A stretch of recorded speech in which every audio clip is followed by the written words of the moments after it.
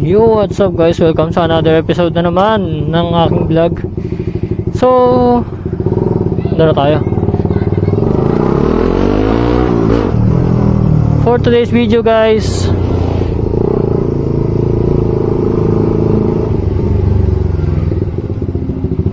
yung mag-honest review tayo or real talk sa Giralec C2.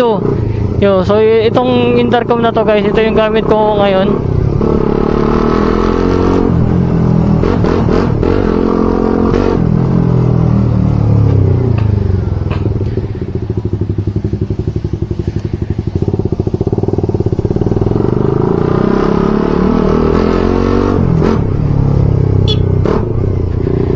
So yung Giralec C2 intercom, yun yung gamit ko ngayon.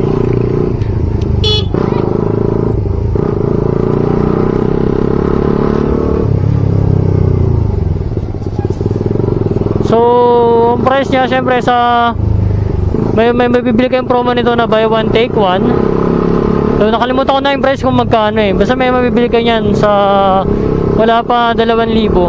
Wait lang, akit muna tayo. Muna tayo boss.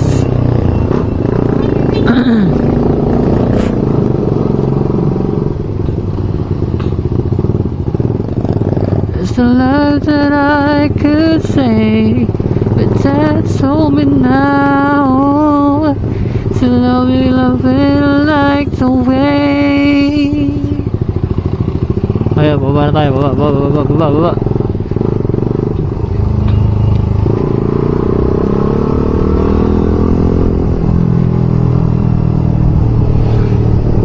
So yun nga, Giralec C2. So sa mga inclusion yan guys, meron niyang pag isa lang binili nyo, nakasale kasi ito ng binili ko eh. So nasa 900 plus lang siya, kasama na shipping fee.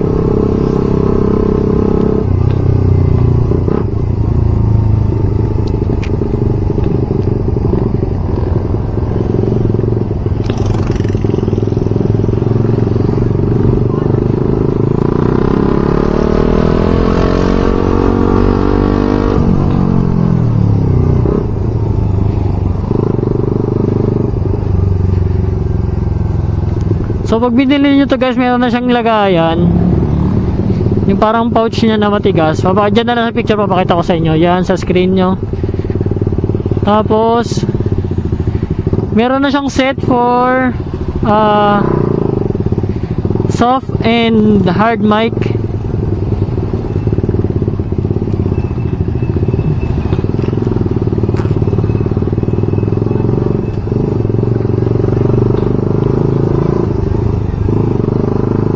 So yung dalawang mic na yung makukuha nyo, soft and hard. So yung soft, yun yung, ay putya, sarado.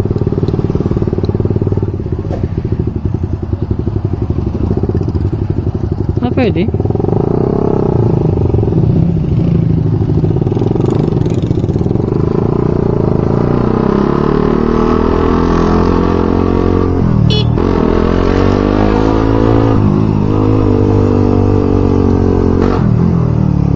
So yung soft yun yung mostly ginagamit for ito, full face helmet. Then yung hard, so yung soft kasi yung ano yun, yung wire nung mic. So yan sa picture, papakita ko sa inyo yan. Tapos yung hard, yan sa screen nyo. So yan yung hard mic, yung para siyang lapel. So mostly ginagamit dyan ng mga half face or naka ano,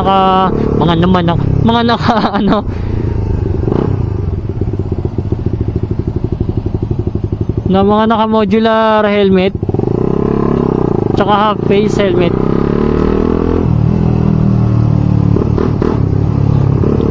So sa music, okay naman siya, maganda yung tunog. So anyways guys, yung mga sticker, yung mga ano yan, pandikit or velcro, 2 sets yan.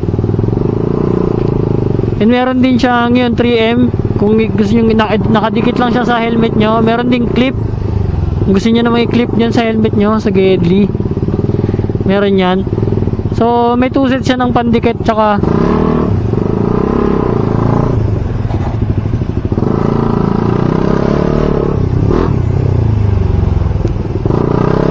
tsaka velcro. So basically kung gusto mo siya ilipat sa another helmet, may isang set ka pa nung 3M na pandikit tsaka velcro.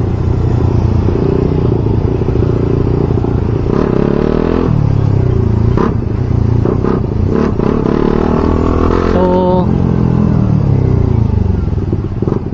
yun sa music, okay naman siya. Goods, malakas yung tunog, maganda yung tunog, crispy 3D, parang ganun, surround.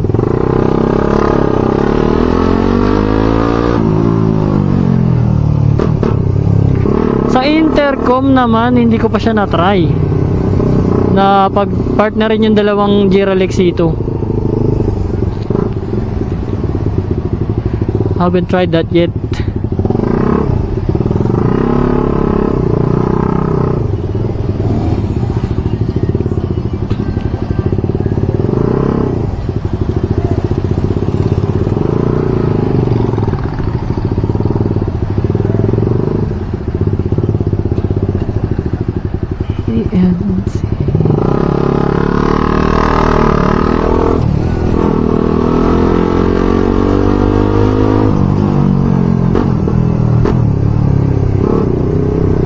Pero kung sasagot kayo ng tawag using this or magre-record kayo ng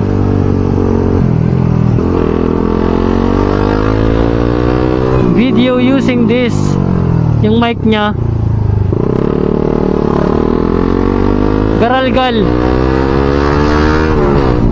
sobrang rinig na rinig. Kahit yung naka stock pipe pa lang ako, sobrang dinig yung tunog ng motor eh. Kasi sobrang dinig talaga. Kiniklaim nila na may noise reduction, bla bla bla. Walang ganon. Sobrang garalgal talaga. Paparni ko sa inyo mamaya.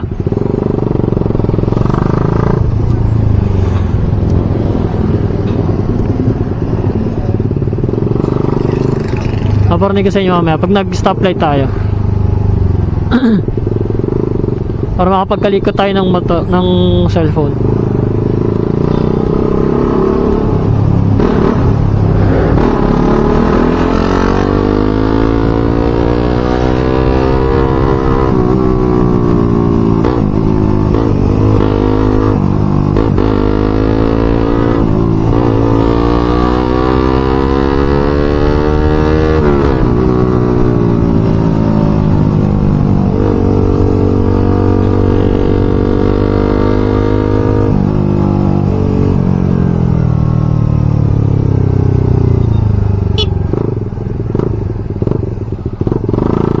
So yung mic nitong intercom ko, naka soft mic tayo, tapos naka-position siya sa tuktok ng helmet ko sa loob.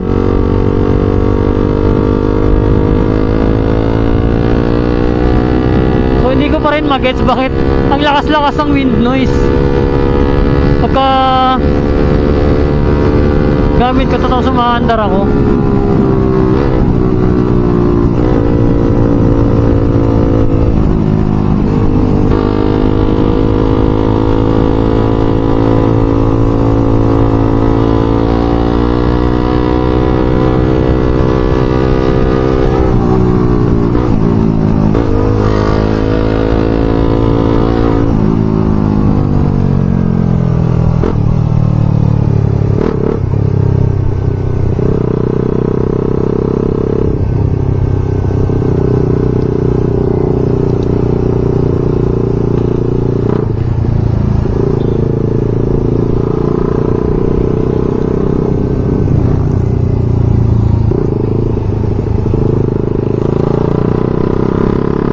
Wait lang.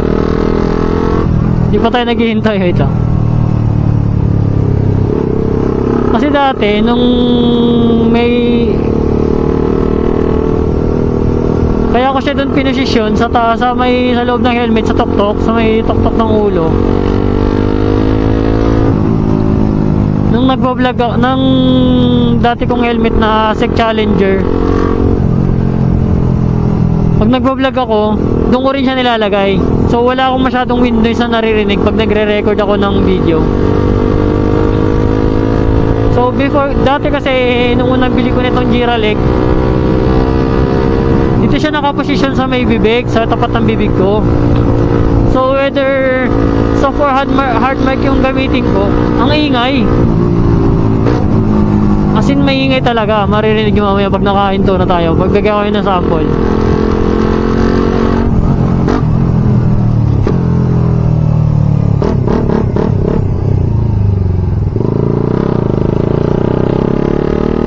Uy, ang luwag.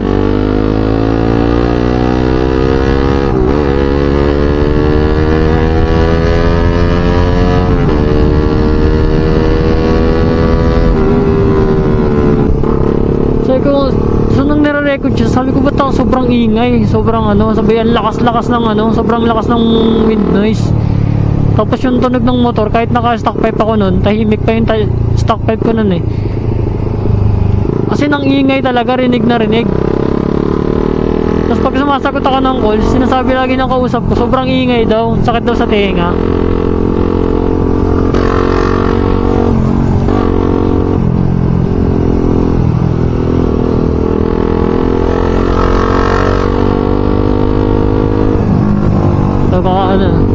So ito na guys, paparinig ko na sa inyo.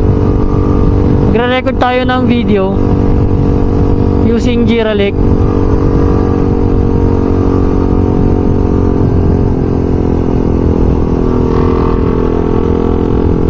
So ito siya guys.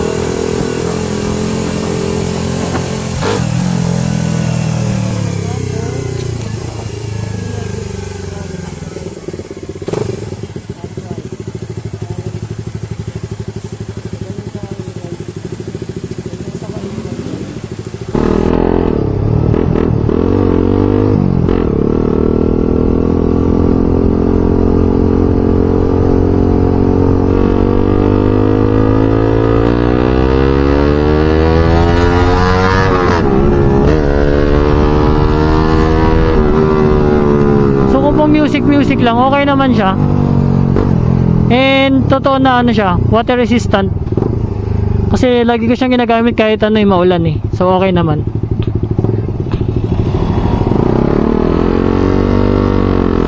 Hindi naman siya hindi pa naman siya nasisira so far.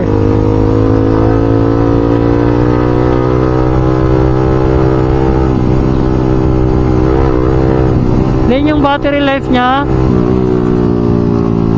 sobrang tagal din malobat. Siguro pag naglo-long ride ako, maabot siya ng mag-long ride ako ng 2 to 3 hours. Dami pang natitira eh. Siguro mga 50 to 60 pa natitira na battery life niya.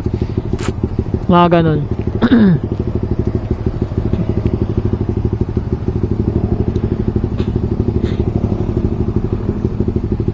So battery life po yung lang, music lang. Yung music sharing sabi meron daw. So hindi ko pa na-try. Kasi walang may Jiralik sa tropa eh. So kung murang intercom pang music lang, okay to.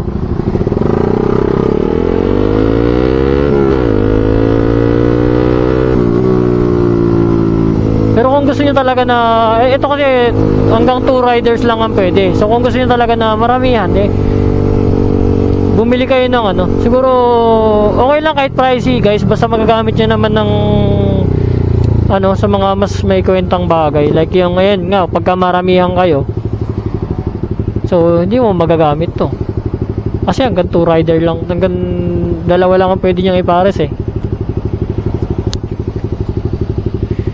Hanggang isa lang siya pwede sa isang Jiralik Sito lang siya pwedeng kumunik ulit eh. So kung 2 lang kayo magra-ride or magkasama, siguro goods. Pero kung maramihan, bili na lang kayo ng pagkasunduan niyo na bumili ng ibang intercom. Okay lang kahit pricey kung may quality naman eh. Well, since ito kasi ano lang 1K lang siya may get, or 1K or less than 1K lang.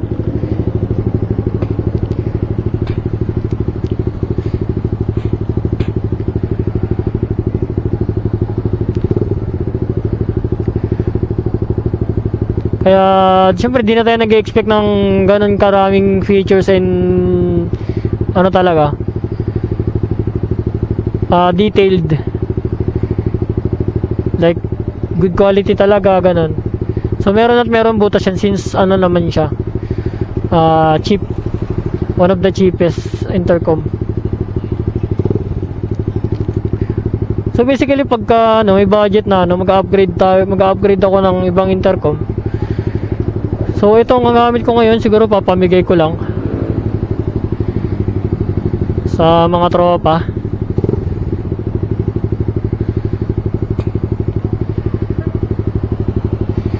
So yun lang guys, hanggang dito lang ang ating vlog. So maraming salamat sa panonood. Huwag mo kalimutang mag-like, share, comment, and subscribe sa ating YouTube channel. And follow na rin sa akin TikTok guys. Yun, so hanggang dito lang, peace out.